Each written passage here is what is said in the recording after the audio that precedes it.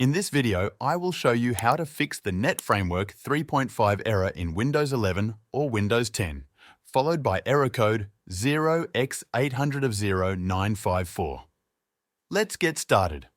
First, click the search icon at the bottom of your screen.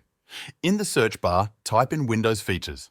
From the search results, click on Turn Windows Features on or off. Once the new window opens, look for the options called NET Framework 3.5, includes NET 2.0 and 3.0, and NET Framework 4.8 Advanced Services.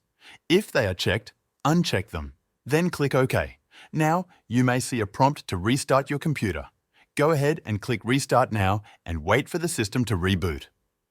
After your computer restarts, go back to the search menu and type in Windows Features again. Click on Turn Windows Features on or off one more time. This time, check both NET Framework 3.5 and .NET Framework 4.8 Advanced Services. Then click OK. Windows will try to download the required files.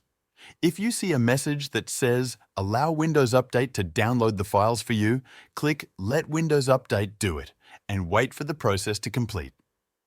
Next, open the search menu again. Type in CMD.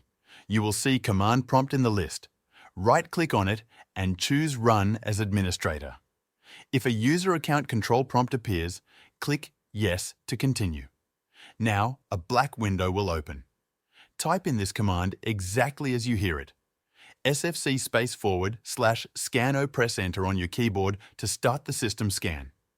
This scan checks for any corrupted system files and tries to fix them.